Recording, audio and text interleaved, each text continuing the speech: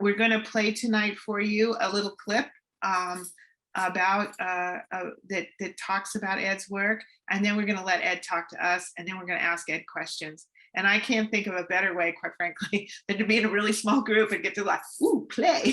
so, Kelly, you want to play the recording?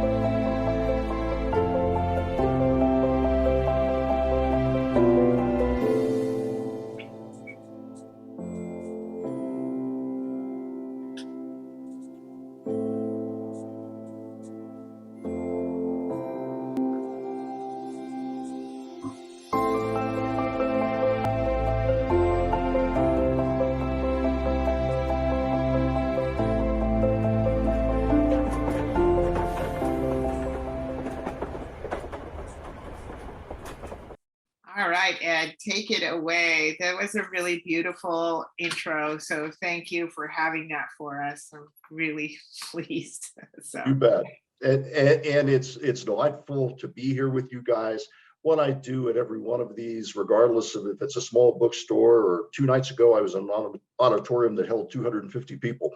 I didn't have 250 people, but it held that many.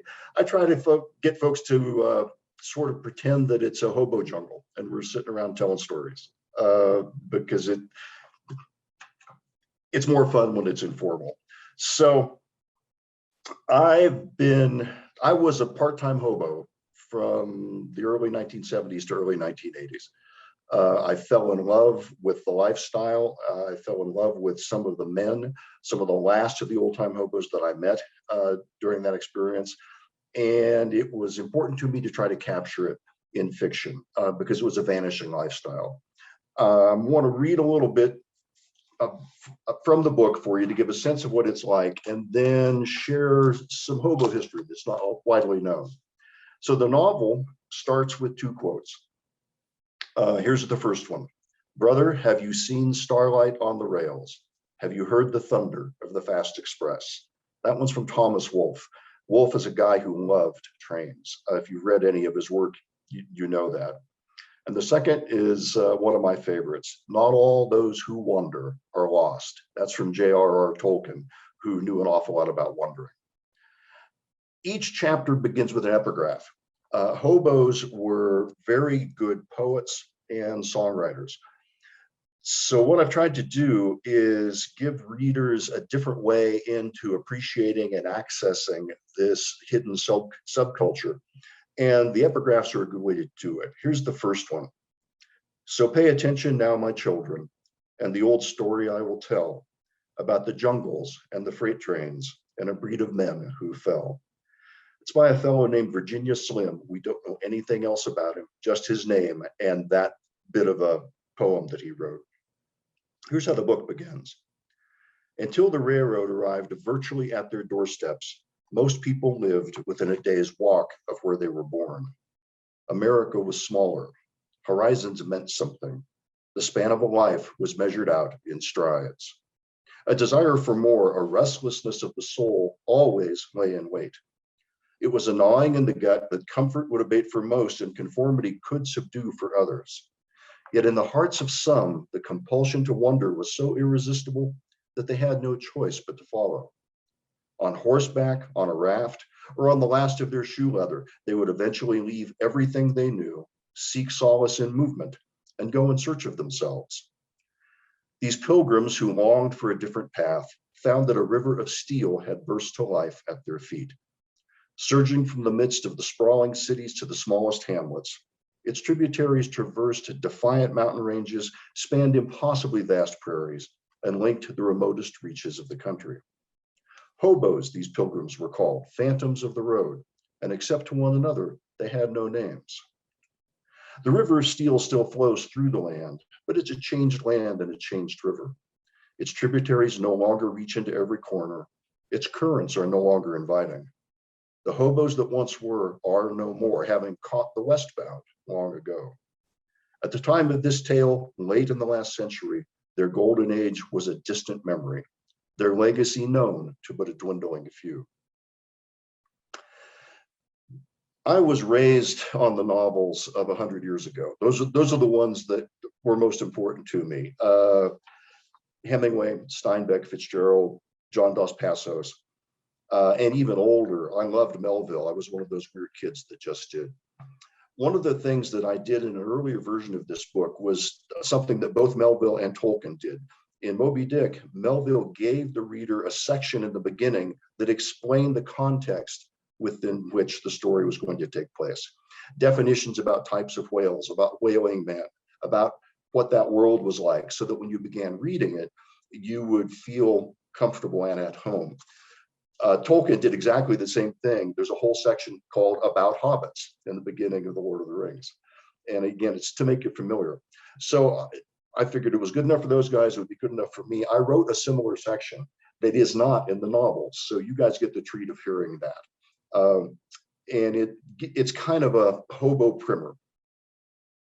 Those who still remember these days will tell you that hobos worked and wondered.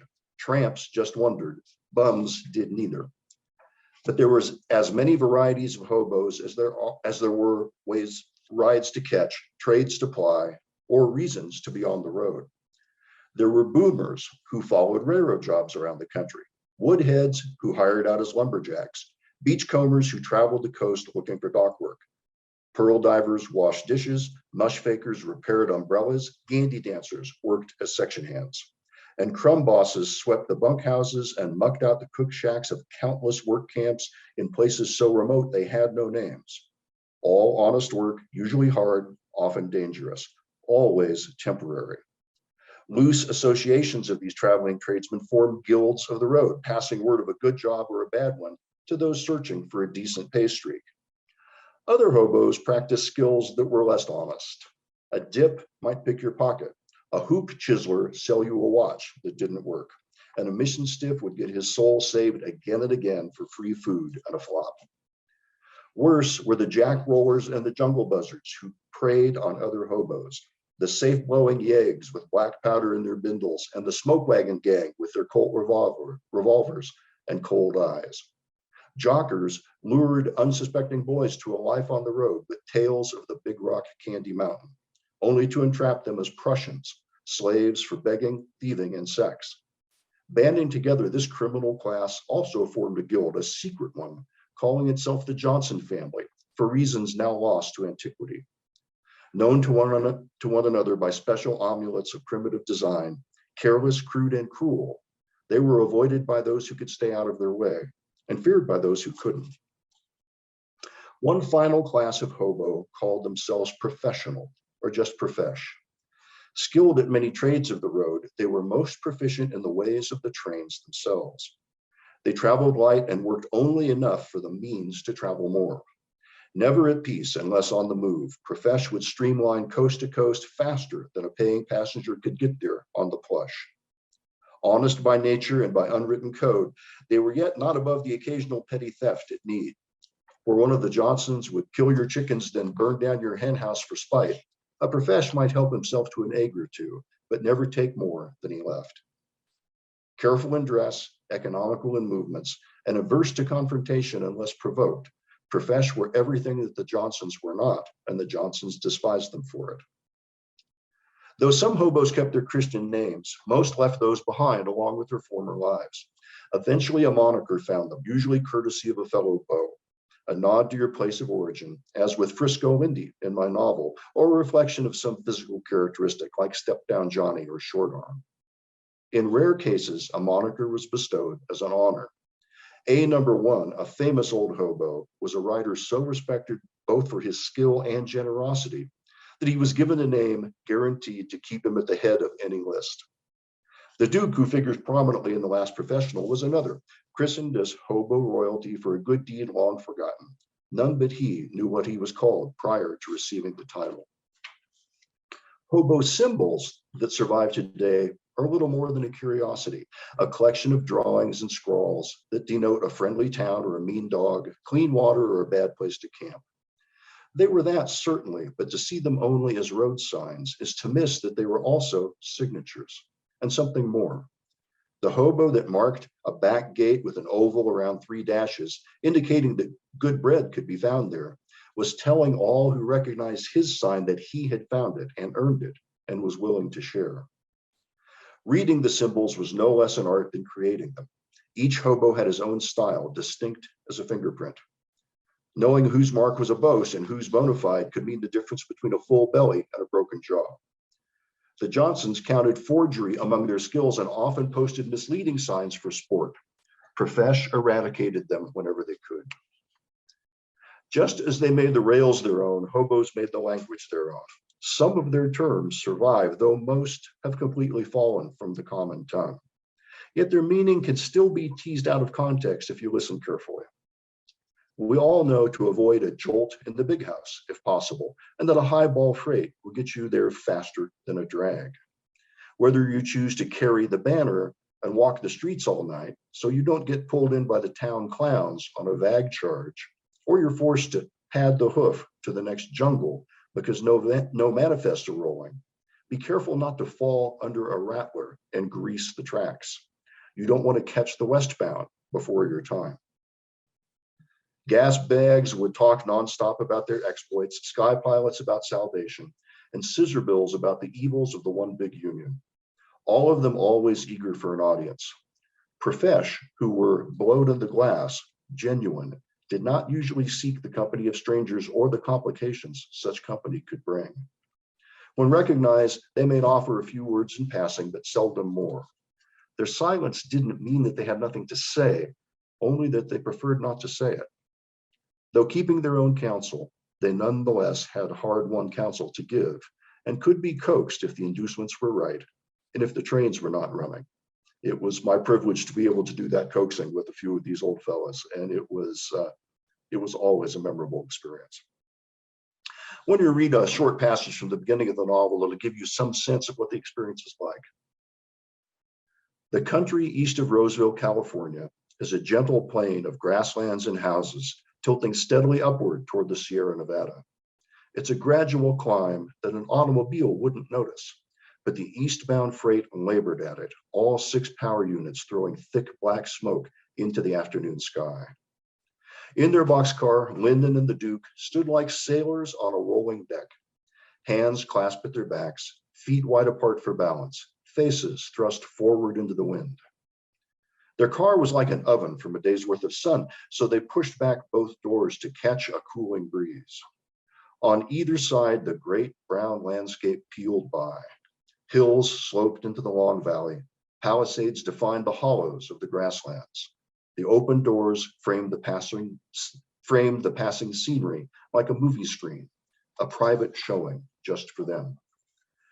If you've never had the opportunity to see the country from a moving train, you're really missing something. And in particular from a boxcar. They move at their own speed, and the door really is like a frame. Trains go places the cars don't. They go sometimes places where hikers don't. So you see the entire panorama of the country presented for you in this very slow, relaxing way. Odd as it might sound, Trains are the biggest moving machines on the face of the planet, and yet they become invisible to people. If your backyard fence lines up next to the railroad grade and the trains go by every day, pretty soon you stop noticing them.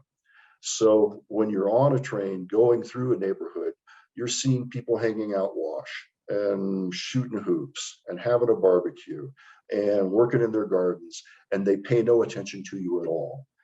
For a rider, it's absolutely captivating. The same is true of the cities. They go through parts of cities that you would never go into. They go through very deeply industrial parts. It doesn't matter about how prosperous a part of town is or not. The train goes through and it doesn't care. So it's a delightful way to see it. Why did people do it? Is a question I often get. And here's a little history lesson, and it's an appropriate spot because we're at a museum. It really began after the Civil War with the coming of the Transcontinental Railroad. The two things coincided.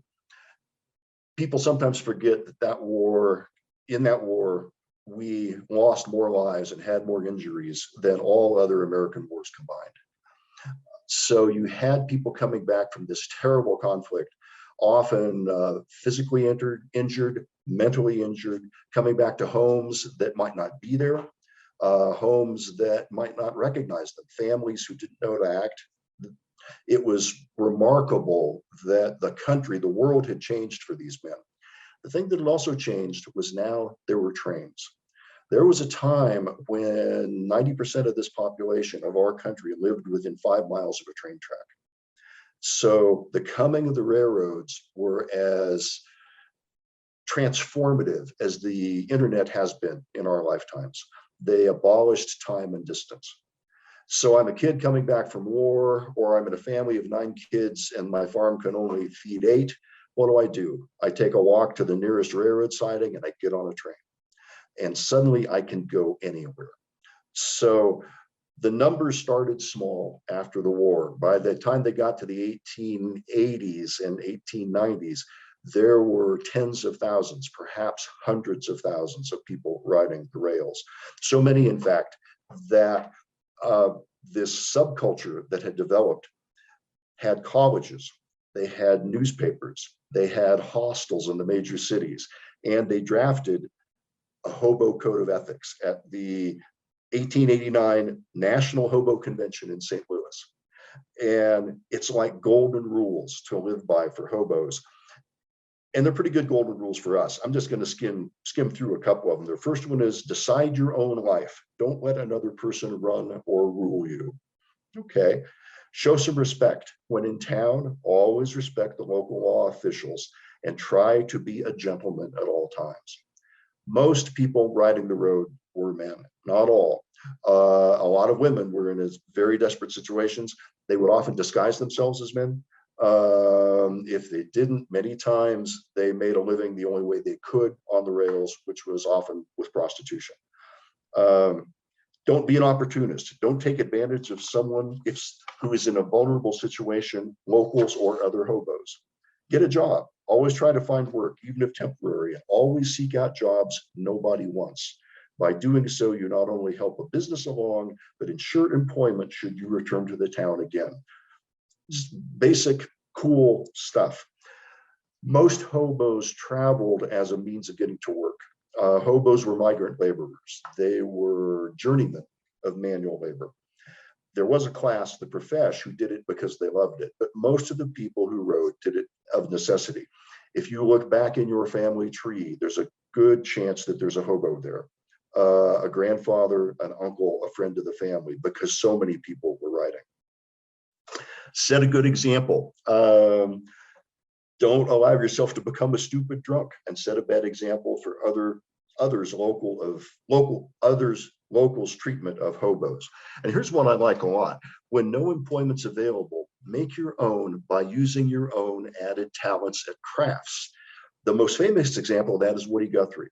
Woody would carry paints and stencils in his backpack when he was traveling. If he got into a town and didn't have any money, he'd go to a neighborhood and he'd look at the curbs And if the house numbers were not painted on the curb, he'd go knock on the door and say, "Ma'am, may I paint your house number on your curb in return for a meal?" He made his own work. Hobos were encouraged to do that. Don't litter, lend a hand, practice good hygiene, simple stuff. Be courteous when riding the rails, be courteous when you're not riding the rails. Help out the kids. There were a lot of kids on the road, desperate kids, often abused. The fact that these men understood that it was their moral obligation to try to get those kids to go home was pretty cool. So anyway, not bad rules to live by.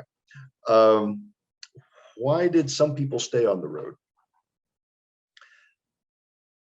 This category of, not bums, not tramps, but hobos who worked and traveled as a means of getting from job to job.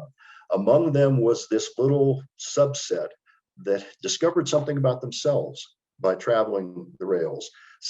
And it fed a part of their personalities, fed their souls in a way that nothing else seemed to.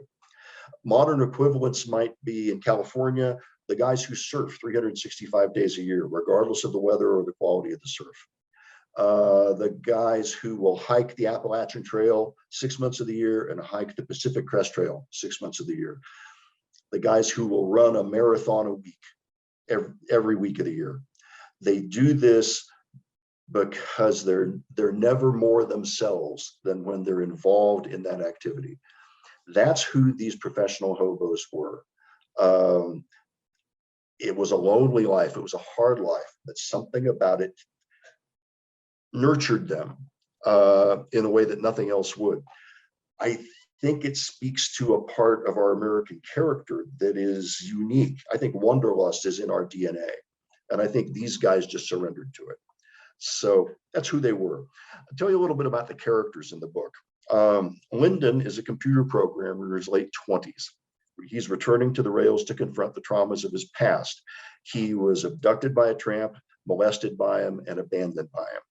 He's very successful in his trade. He gets a new promotion, but he figures out that he needs to go back and confront this open wound from his youth before he can move forward. His co-workers, who did not know him well or understand him at all, were sure he'd quit because of the added pressure. Either that or as a ploy for more money. But it wasn't about money or pressure. He loved programming.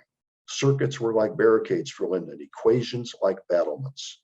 When he brought them together with code, they created a fortress, a realm that was entirely his own, one he could control. He understood every inch of that world, just as prisoners know every inch of their cells. As long as he was in self-imposed solitary, he could convince himself that he was fine. The other main character is an old fellow named the Duke. He's the last professional hobo, profesh, still writing. He's clinging to his vanishing way of life. From the book, this is what we learn about him. The Duke was not accustomed to being scared. For 2 weeks now, he'd been glancing over his shoulder, and every time his gut jumped a little. In 50 years on the road, bulls had pistol whipped him, jungle buzzards had knifed him for the change in his pockets, and the killing wheels of the freights had always been there, ever sharpening themselves on the whetstone of the rails. He had seen men die beneath those wheels, seen them sucked in and ripped apart, but none of it had derailed him, not until 2 weeks ago, not until that mess in the jungle outside the Colton Yards, not until short arm. Now he was running. The rails were very dangerous, and they still are. This is when I always give a public service announcement. Riding freights is illegal. It always has been. Riding freights is extremely dangerous. It's more dangerous now than it ever was. I give you a sense of how dangerous. Between 1901 and 1905, there were 24,000 people killed trying to ride freight trains, and an equal number injured. Those numbers got way worse during the Depression, when it's estimated that as many as 1 million people were riding the rails. There are accounts of towns, Chicago, Denver, Seattle, of 1,000 men coming and going on freight trains in a single day. You could get killed by shifting cargo. You could get scraped off a ladder. You could get pinched between cars. You could get rolled over. And in the early days, you could meet death at the hands of the railroad bulls, the police, who might red light you, which meant throw you from a moving train. There were other dangers. In a society that's invisible, crime is also invisible. It's true then, still true now. There were organized criminal gangs on the rails, most notably the Johnson family that I mentioned earlier, and lone wolf killers prowled the hobo jungles, picking off the obviously easy prey. That may seem like ancient history, but there are much more contemporary equivalents from the years when I was writing. In the 1980s and 90s, the FTRA, Freight Train Riders of America, which sounds so innocent, emerged. These guys were thieves, thugs, terrorists, and murderers. They recognized one another by black bandanas that they wore in their pockets. Their rivals, the Bloodbound Railroad Gang, which at least sounds like a good gang name, they wore red bandanas so they knew who was friend, who was foe, and who was neither. In The Last Professional, I fictionalized that the Johnson family wore brass buckles in the shape of a fist for that same purpose. As to the lone wolves, between 1981 and 1996, Robert Joseph Silveria Jr., known as the Boxcar Killer, killed 28 hobos. Angel Resendez, known as the Railroad Killer, killed 23 hobos in the 1990s, not far from when I was actually writing myself. I was fortunate never to run into those guys. Here's a short section from the novel that speaks to the darker aspects of this world. The River of Steel's undercurrents ran deep and were often treacherous. Invisible from above, they would pull a man down as effortlessly as pull him along. There was tranquility to be had on the surface. The romance of rolling unfettered through the unfurling landscape, the hypnotic magic of motion, the daily discovery of vistas unknown, horizons unseen, life unfiltered. A world only guessed at and barely comprehended by those who preferred a roof over their heads to a boxcar floor beneath their feet. To navigate these undertows, a traveler on this river needed skill and luck and the acumen earned from the mating of the two. Rules of physics and power made the dangers, if not preventable, at least predictable. Locomotives usually stayed upright on the rails. Cars sat still unless pushed or pulled. And the movements of the freights themselves conformed to patterns of behavior that, if never fully understood, could at least be guessed at. No such rules applied to the men who prowled the depths of these waters. Which brings us to Short Arm, the antagonist in The Last Professional. This is how we meet him.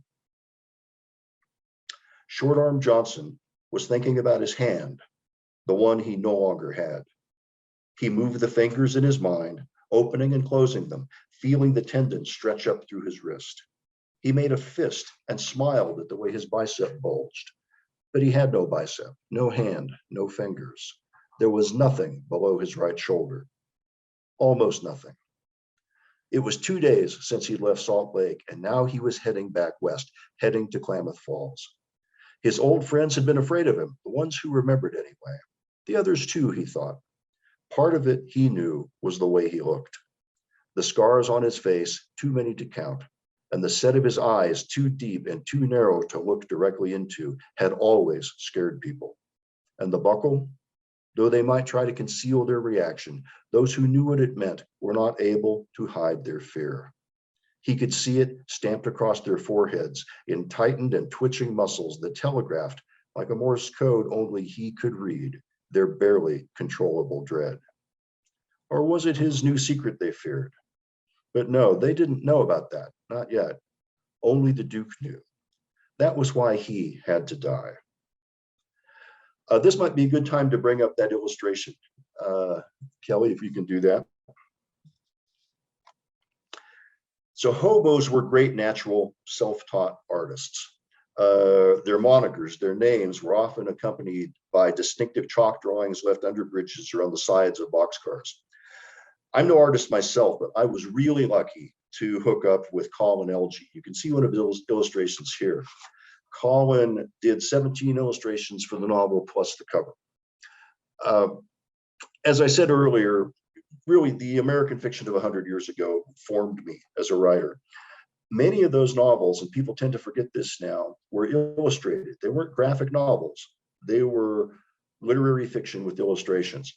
My most favorite was the 1930 Random House edition of Moby Dick. It has these amazing woodcuts by Rockwell Kent. If you get a chance to see them, you should. You can, I mean, Moby Dick's a heavy lift. Anybody who's tried it knows that.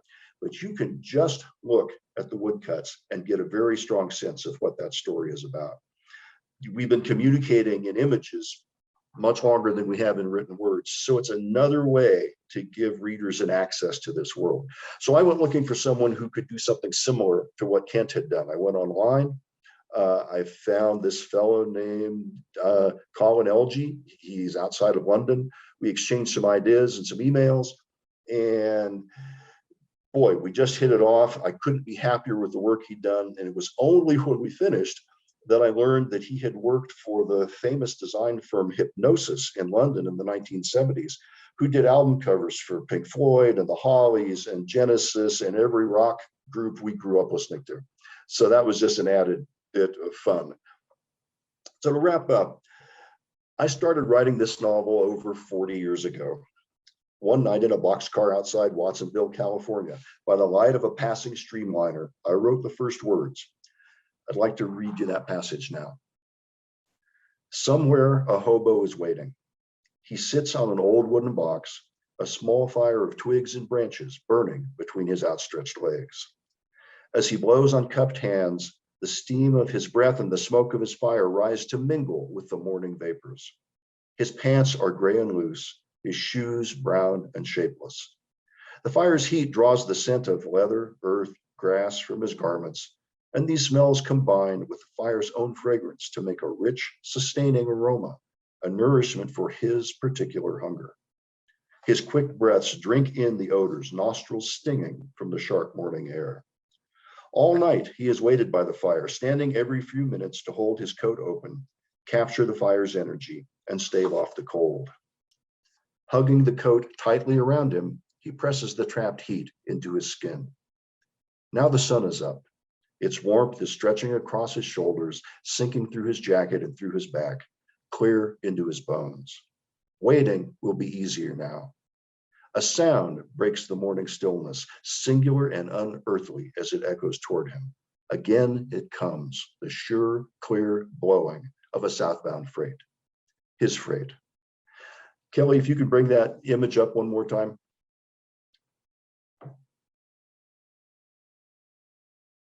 So that passage I wrote describes, and this illustration describes me sitting in the middle of winter in Dunsmuir, California, waiting for a freight train to take me home. Colin read the passage and he captured it perfectly. So that's my formal presentation, but let's keep this as informal as we can. Guys, if you have some questions, I know you do, I will be glad to answer them. Let's just chat. I'll tell you everything you want to know about what it was like to be a hobo and what it was like to write a novel about it.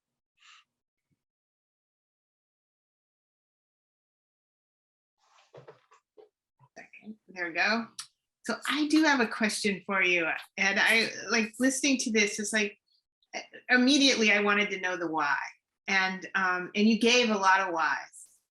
But what was your why? I mean, what in your youth, what was it that pulled you in this direction? That's a great question. Like most of the hobos who rode, I did it of necessity, though not the same necessity they had. In 1972, I was a psychiatric technician at Sonoma State Hospital, which you guys are familiar with, I'm sure. He was at Eldridge? Yeah, I was very young. I was only 19. A good friend from high school who was the same age had also worked there with me. We put in 2 years and we needed a break. We were too young and it was just frankly too rough on us. I think I'm alive now. We shared in common that neither of us knew our fathers. And Paul had gotten a word from a distant relative that a line might be found to his father's location on an island off the coast of Scotland. So we figured, okay, we bought what you could then get $200 open-ended round-trip airfare tickets from Kennedy to Heathrow. You could use them anytime. So all we had to do was get from California to Kennedy. Well, it was 1972. Everybody hitchhiked. We figured we would do it too. I'm 6 feet tall. Paul is 6'4". We got big Army surplus backpacks. We filled them up with stuff. We stuck our fingers out, thumbs out, and not a soul stopped. We were just too doggone big. Finally, a guy in a van pulled over. He took pity on us. We got in and he said, look, you guys are crazy. No one is going to give you a ride. Why aren't you riding freight trains? And he might just as easily have said, why aren't you riding magic carpets? It was that far out of our experience. He had done it himself. He gave us some tips. He dropped us off at the freight yard in Eugene, Oregon. Half an hour later, we were on a flat car heading north, wind in our hair, sun in our backs. I was hooked and I never looked back. Something about the experience just got me. And for the next 10 years, whenever I needed to go someplace or had an opportunity just to go wander, I'd do it by freight train. Wow, wow, that's amazing.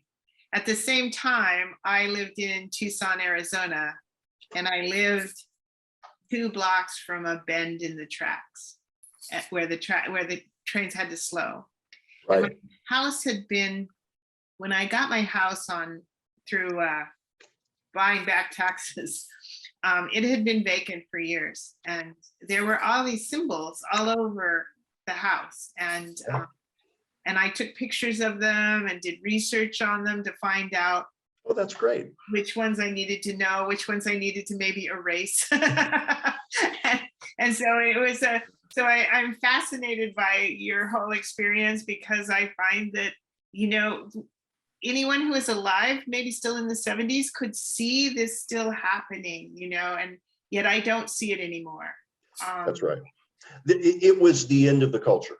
It doesn't mean that people aren't riding now, and I'll talk about that in a little bit. But the guys, and part of what I think I should explain is that in the 1950s, trains power changed from steam to diesel.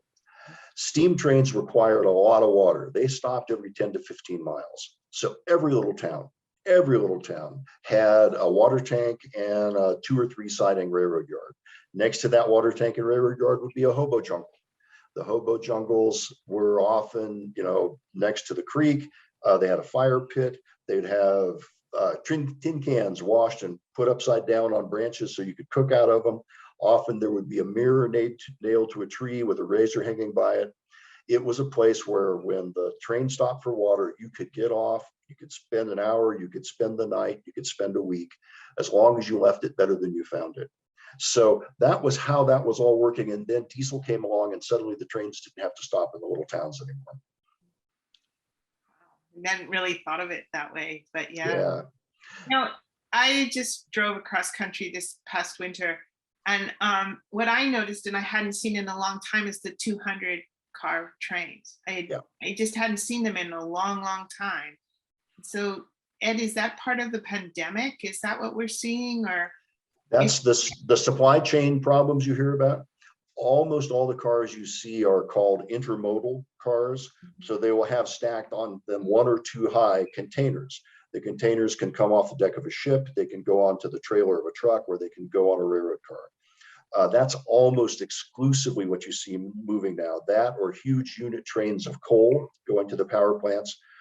There are virtually no open box cars left. That's just not happening. The only good places to ride are what hobos call grainers. They're bulk grain cars, and you can tell them by their bulging sides. They sort of bulge out. At the end of them, they taper so that the grain will feed down to chutes below. Under that taper on the ends, there is often a metal platform called a porch. There's also a ladder there, so you can swing up and get onto that porch and tuck out of sight, be mostly out of the weather. That's really the only good ride that's left. Yeah, I didn't see any. You're right. I mean, I saw petrol or chemical cars. I saw a lumber car, a lot of lumber A lot cars. of lumber. I saw, and then the intermodal stackers, for Yeah. sure. Not, I can't say I saw a single coal car, and that was interesting to me. Yeah, I've been on the rails now for this tour for 3 weeks, doing it mostly by Amtrak. And boy, have I seen a lot of everything. A lot of coal cars, A lot of petrol cars, but mostly it's the huge intermodal trains. I did an event in Galesburg 10 days ago. They have 100 trains a day that goes through Galesburg. It's extraordinary. And they're almost all the huge unit trains. Yeah, we were coming out across, Nevada and seeing these big, huge, and I was like, wow, it's amazing to see them again, because you haven't seen them in so long, such a long time. So here's Margaret had a question. Yes. Yeah, just, I didn't really think about the lack of boxcars. I mean, I don't see trains too much. When I was little, we actually literally had, I'm in the house I grew up in, the train, like there was a spur that actually came through the neighborhood, like right at grade level, get out of school, there's the train just lumbering along, reach out and touch it. I mean, we didn't, but we Sure pennies on the you rail. did. Well, no, I mean, Okay. it was pretty scary. Those things are big. They're big. But I hadn't really thought about the boxcar thing, because the boxcars used to be for freight that were loaded and unloaded, right? Very And so inefficient. now with everything modular, did that come about, the timing of it? Did that correspond with the switch to diesel? That No, whole shipping thing? happened later. When I was writing, actually, there was an investment scheme called Xbox, and it's not the game. I think it was called Xbox, where people were investing in building boxcars because the railroads didn't have enough money, and so they were leasing them. And at one point, it was estimated that enough boxcars had been built that none would ever have to be built again. There were so many. It was sort of like the tulip craze. People jumped on it, but it was really efficiency. I used to load and unload boxcars, and it's all by hand. And so, you're carrying a lot of stuff. So yeah, that's really what happened. And it changed it entirely. When you no longer had a good place to ride, it changed the entire complexion of what it was like to be on the freights. And when did that? Oh yeah, so you were riding into the 80s. So is this the reason there's really no more hobos? The main reason? There are multiple reasons. Good question. One of them is, let's see, I'll back up and wrap an anecdote with this. The last really professional hobo that I ever encountered was a fellow named Montana Blackie, who had become home guard, meaning he no longer rode, but he had a great hobo jungle in old downtown Sacramento, just across the bridge on the west side of the bridge. And he ran it like an official jungle. He welcomed everybody, but there were rules you had to follow. You always had to contribute something. If you weren't behaving, he kicked you out. He couldn't ride anymore because riding is so hard on you, and he just couldn't physically do it. And we talked about homelessness a little bit earlier, and where you see it and where you don't. The city fathers got worried that it was not a good image for the town to have a homeless camp on the river. And so they did a sweep and they bulldozed his jungle. And Blackie disappeared after that. So I think there aren't hobos like there once were, because it's so hard to ride now. The trains are faster. There's no good places to ride on them. The hobo jungles are virtually all gone, but it doesn't mean people aren't riding. I did an event at the Carson City Railroad Museum, the Nevada State Railroad Museum in Carson City. And several fellows who had ridden in their youth, like me, were there, which was great. And a young guy wearing overalls, very respectful, asked great questions. He's a modern hobo. He's a modern professional hobo. He does it because he loves it.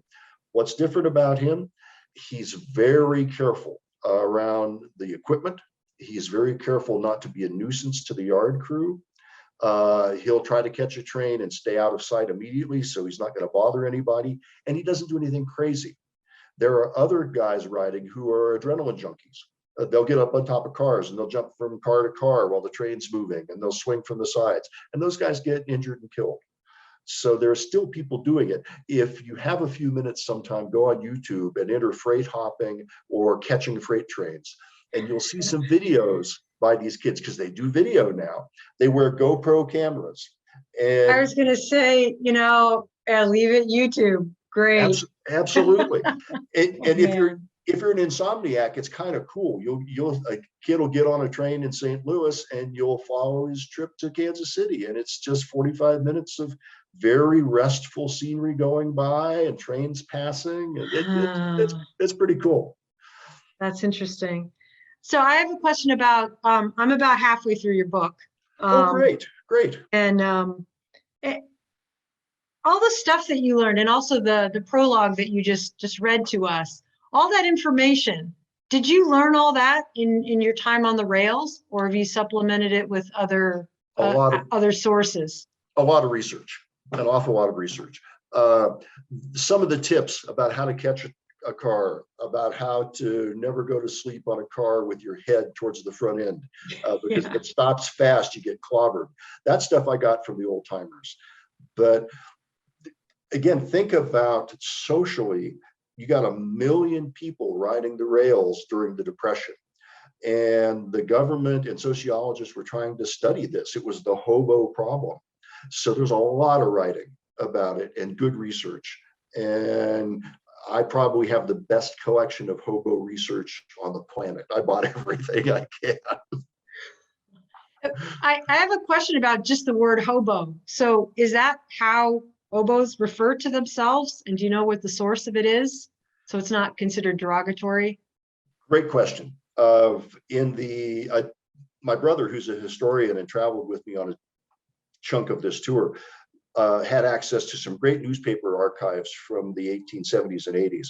And the term first appears, and it's an American term. Hobos are an American phenomenon. They're our own creation, just like jazz. Started appearing in the early 80s, and it was always derogatory. What was happening is the city fathers, the people in normal society, were afraid of this growing group of the rootless, homeless wanderers. And so they really painted them in the most evil language you can imagine, which I think is why the hobos pushed back and they organized and they started, this hobo code of ethics that I read some of. They started to figure out that they had to represent themselves as they were, not as the yellow press was writing them. But to your question about where the term came from, I'll answer that one first. Are you leaving? Cynthia, I think maybe had. Okay. Okay, I had 2 reasons for listening to this. Number one, my father in 1938, he was 14 years old, hopped on a freight train from Bakersfield, got all the way to El Paso, and he was taken in, he says, by a group of Mexicans. That's his phrase then. And they fed him Vienna sausages and tortillas, and life was good until the railroad police showed up, called his mom, shipped him back to Bakersfield.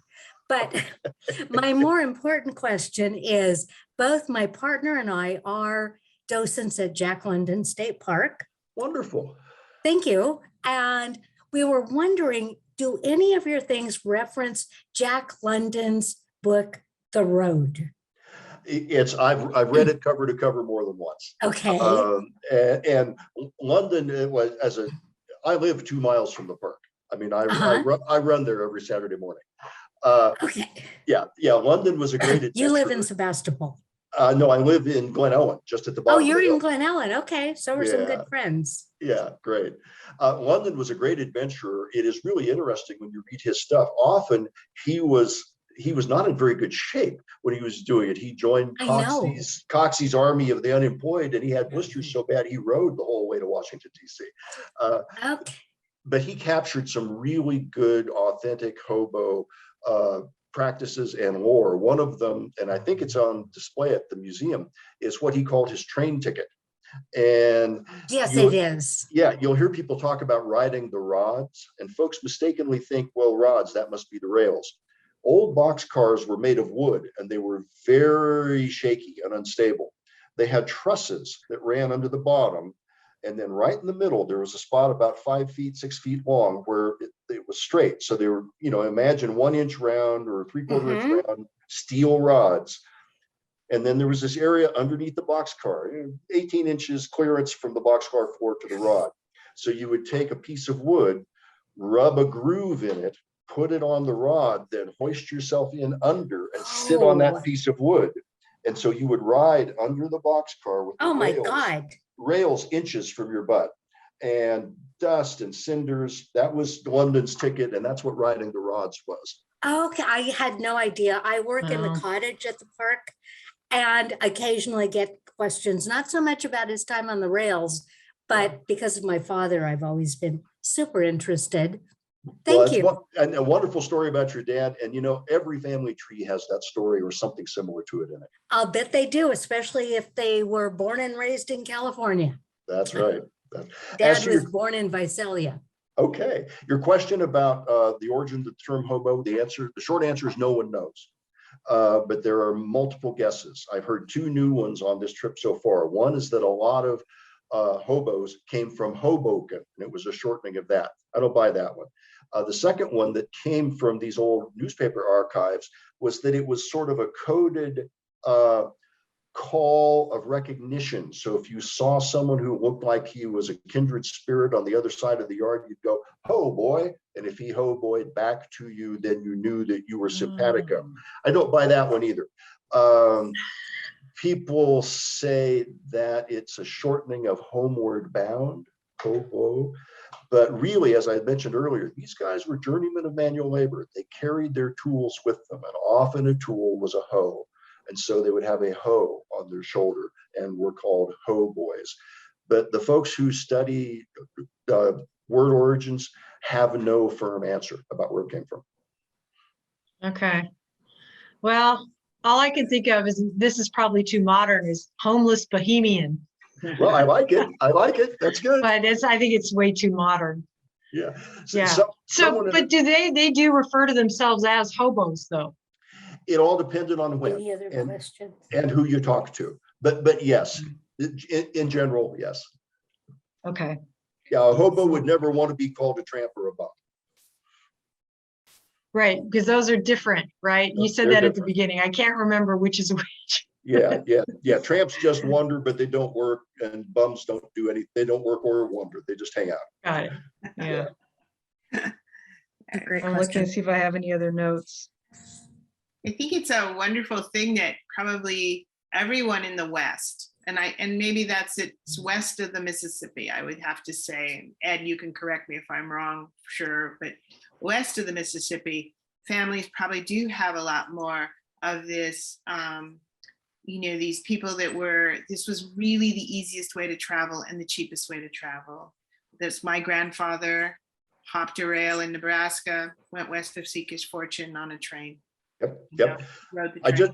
I was recently given a link to a map from Atlas Obscura that shows the current railroad lines in the US, and then you hit an overlay and it shows all of the abandoned lines. And the abandoned lines, 95% of what was once railroad is now gone. So you could get anywhere on a train. Yeah, no, it's amazing. I've seen those maps myself. So I have one question before, and certainly if someone else has, and then we should let you go. But so, really the riding the trains in Latin America and South America is big and huge for migrants to come north. So is there a same kind of culture there that we've seen historically in the United States? I don't think so. But that leads to an anecdote, and I'll try to make it a quick one. I published a story in a literary journal 2 years ago called Rhapsody in Steel. That was about my first experience catching a freight train. A link to it went up on Facebook. Facebook is a totally mixed bag. I mean, it could be a good thing and a bad thing, but I get this thing from a fellow named Don Bartletti that Don says, "Boy, you captured it just right." I thought I recognized his name, so I looked him up. My wife Jan and I had been at the museum back in Washington, D.C., which was great, and unfortunately they closed it. And they had an exhibit of the last 50 Pulitzer Prize winning photographers. And Don Bartletti was a Pulitzer Prize winning photographer for taking pictures of what's called the Beast. And it's the folks who ride trains from the southern border of Mexico to the northern border to try to get through. His work is amazing. Don and I have become good friends. sense because of his experience riding trains with immigrants. It was very similar to mine. So it's one of those happy circumstances where had it not been for Facebook, I never would have had this connection with this fellow. And yet I had admired his work without knowing him. Very good. Very cool. Any other questions, ladies? Anybody have any more questions? This has just been fascinating. I must tell you. I was like, whoa, and I love trains. My father has made me ride. While he was alive, we went to the Washington, up Mount Washington on their train. Yeah. Did the skunk train, of course, before the thing. Before the tunnel. Yeah. Yep. And, it's always been my dream to go across Australia because the rails changed 3 times. They carry all the trucks to get all the way across. So these are kind of on my bucket list. Wonderful. So I want to thank you because it just like brought it all home to me, and it was really great. Great. And ladies, thank you so much for coming. Yes. I can't tell you how pleased I am that you came and that you've enjoyed it, and we were able to do this. We are so lucky that we have virtual presentations now because we could never get Ed to come otherwise. I mean, maybe we could entice him from Glen Ellen, but bringing him in from El Paso just tells us how wonderful really a silver lining is. And we would love to carry your book in. We will try to carry your book in our bookstore, in our thing, because I think people will they'll gravitate to it. Wonderful. Story. Well, it's been delightful to share this virtual hobo jungle fire with you. It's been just great. Thank you. Thank you. So much. Thank you.